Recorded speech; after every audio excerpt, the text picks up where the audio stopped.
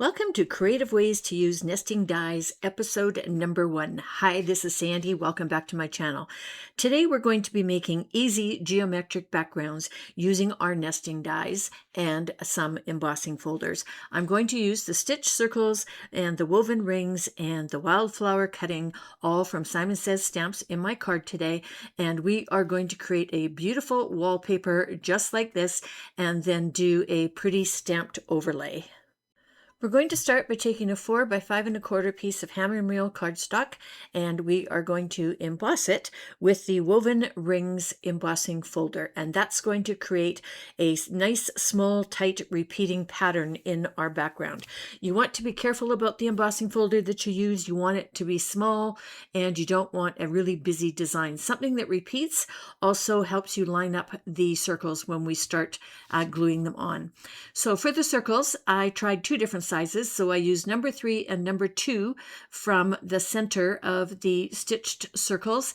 And I tried them both off camera, and I decided that I liked the smaller one better because number 1, I got more on, and so it made my pattern a lot bigger, which I found was easier on the eye than the larger one. So I cut 14 of those small circles, and I'm going to show you how I laid them out on the embossed panel. You want to do a dry fit to begin with, and you're starting with 4 on one side, and then the pattern goes in between. So 3 for the next layer, and then 4 for the next layer after that. And what you want to do with this dry fit is once you have the general pattern laid out, you want to make sure that it's even. So when you look at the center of your panel, is everything kind of balanced out, and everything was a little bit shifted over to the right on my first layout. So you see me moving everything over, and I in particular check out the middle 2 rows to make sure that those are pretty much centered, and then from there you can build out and it makes it easy. And I'm going to use the pattern to line everything up, and I'll point it out to you as I start gluing them down. And if you start following the pattern like that, you'll find that this is a really easy technique to do. So this is worth repeating because it makes life simple for you. This dry fitting is incredibly important, and now I'm going back in and I'm pointing out to you which part of the design I'm lining up. So it's where these 2 circles join, and I'm lining them up that way, and then I'm also checking for the space in between the circles. Okay, and on my first go around, I actually used a ruler, and I used 5/8 in between each one, which I found was comfortable. Okay, so we're going to use Simon's craft glue, and I'm going to start laying these down. And again, lining up right where those 2 circles join. And I'm only putting glue on the little portion on the back, but I would suggest you use a fair amount of glue because we are gluing this down to an embossed surface. So it's not smooth, it's extremely lumpy. And the more glue you have on there, the better chance you have of securing it well.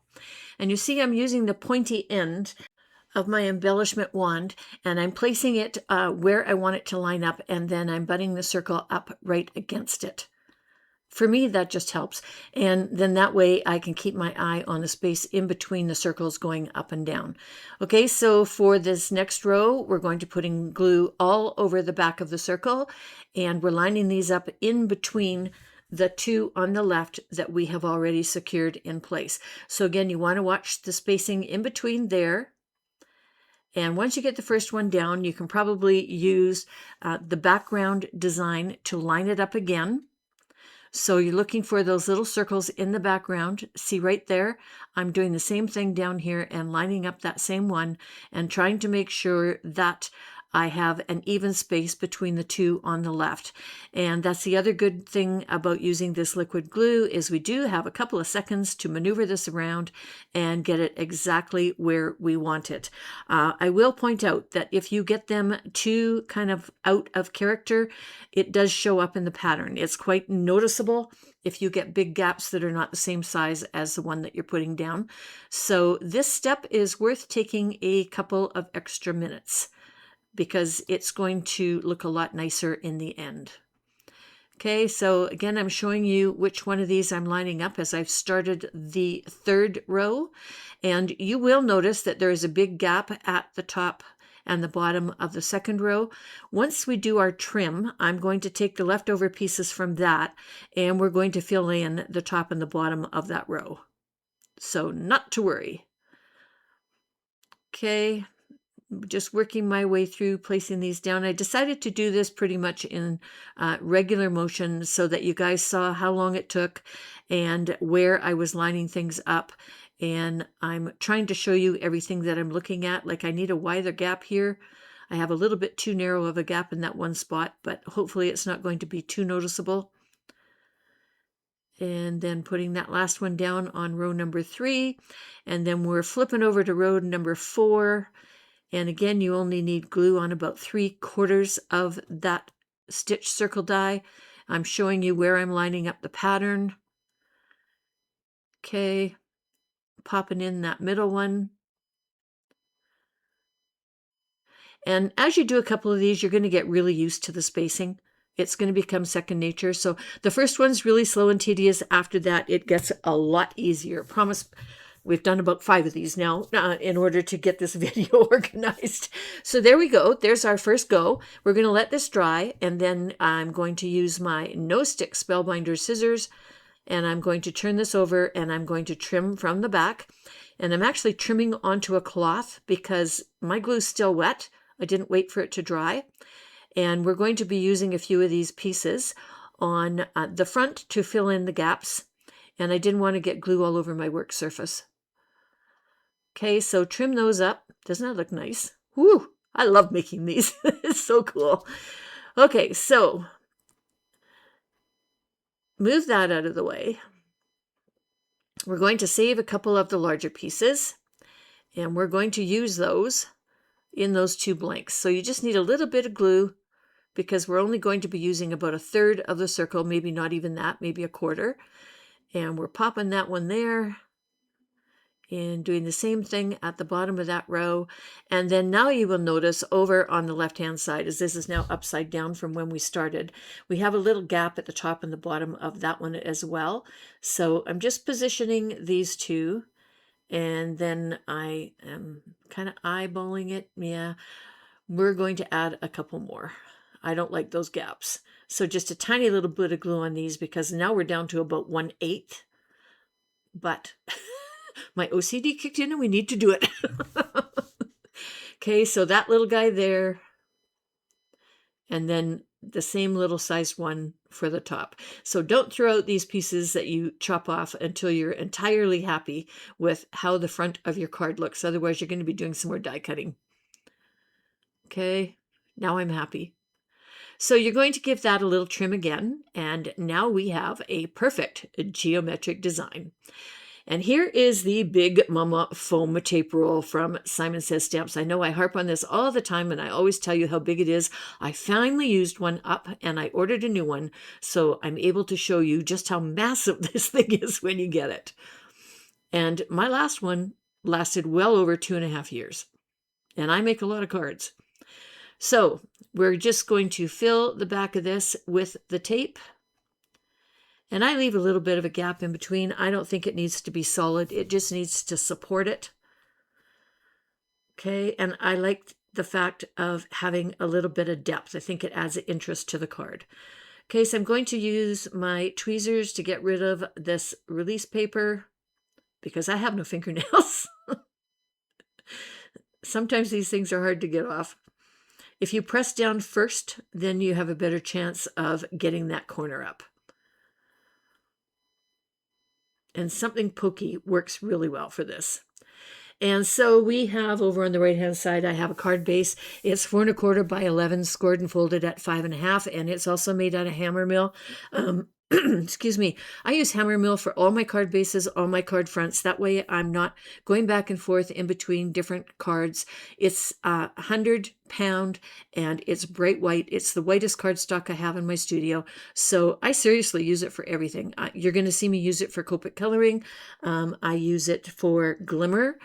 I seriously use it for everything. I no longer have any other white in my studio. So you can also get it on Amazon, and it's a lot cheaper. Okay, so we're finished with our card front. Now we're going to make a little embellishment for the front of it. I'm using the Wildflower Cuttings stamp and die set from Simon Says Stamps. I love this thing. And I stamped it with Versamark black ink onto Hammermill cardstock, and we are going to just quickly color with a really easy technique using some Copic markers, and I don't have very many of them. For the vase, it's B000, B01, and B32. For the green, it's YG01 and YG03. And for the violet, for the little flowers, it's either V06 and RV66. Those flowers are so small, you can just get away with one color.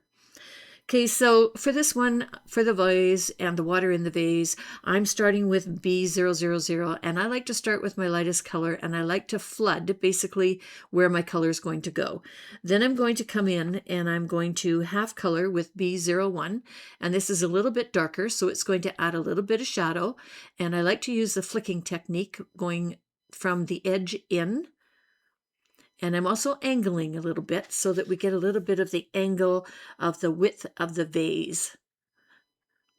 Okay, and then finally I'm coming in with B32, and that's kind of a blue purple, and this is going to be my least amount of color, but it does provide a little dark shadow around the edges. And then I'm going to come back in and I'm going to blend it all with the B000 again. So this is super, super easy. And you see that I'm leaving a highlight in the center, so there's a white spot that I'm not going to color. Okay, and I can use my B000 and I can pull in that color as you see me doing, starting from the edge and pulling towards the center, and then just filling in all the way around. Now, usually if I was getting really serious about coloring, I would do this twice so that I had lots of depth of color in there and good blending. But this is just kind of a little design in the edge of the card, and I didn't want it to be the star of the show, so I'm just going to just lightly color it and not worry about it. Okay, so I'm done with the vase, and we're going to do the leaves. I started with the YG01, which is the lighter. It's a very yellow green, and I'm filling in the whole leaf with this color, and then I'm going to come back and I'm going to use the YG03, which is a little bit darker green, and I'm just going to touch the bottom of each of the petals just to add a little bit of shadowing. And again, these leaves are so small, you really don't need to do a lot of coloring. When I say I'm just adding a dot, that's physically what I'm doing, is just adding a dot. There's not going to be any blending or anything. Okay, but there's lots of little leaves, so it does take a few minutes to get to this. Oh, and I also use the YG01 as the center of the flowers. So here's the YG03, and see I'm just adding a dot and just doing a little pull at some of the bigger leaves and just a dot on the little ones.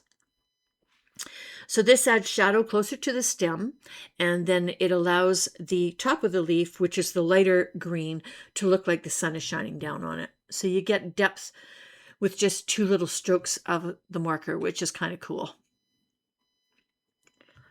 And then you can use we're going to be cutting this out with a coordinating die, so you can use the outside edge to test your colors, which you see me doing here with the V06 and the RV66. So I decided on the V6 for my three little flowers that are down there in the corner, and this is just a little pop of purple in the corner of our card.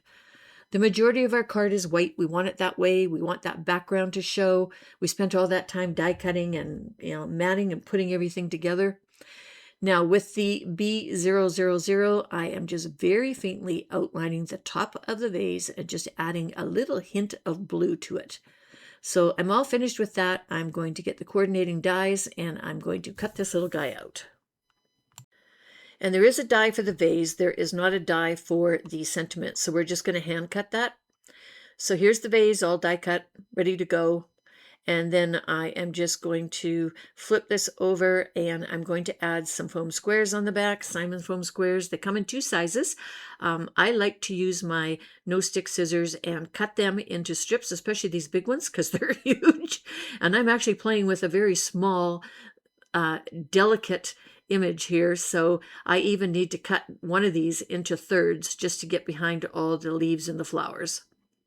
So just enough to support it.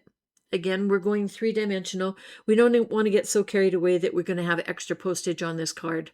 And as you can see, I just snip this off, trim one end, and then if you use nice long scissors, it's really easy to cut a straight line, just like that. Okay, and then I'm going to turn this over and I'm going to add a couple of my chopped up foam squares to the back of this, only to one side. Take that first one off because it's going to overlap the vase, and so all we need is a little bit of white glue for that. Okay, so we're going to pop our vase down in the bottom left-hand corner. That's where I decided that I would like it. And see how it just lets that background shine because it doesn't take away from it. It doesn't overwhelm the card.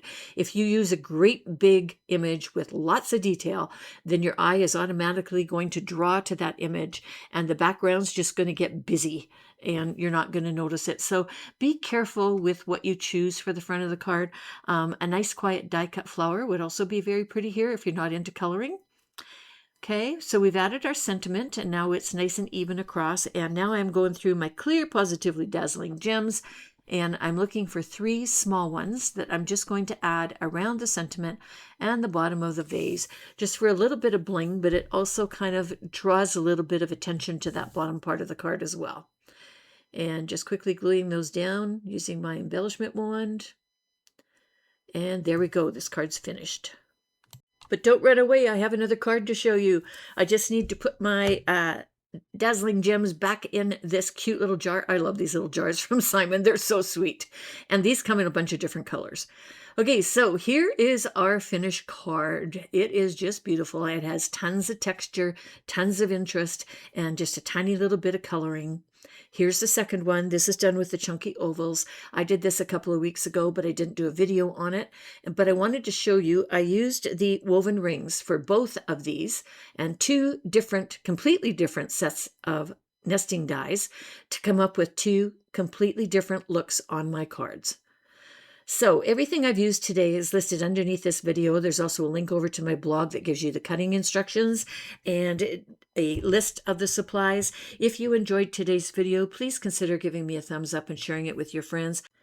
And thank you so much for sharing your time with me today. I really do appreciate it. And before you go, here's a couple more videos I thought you might like. Until next time, toodles.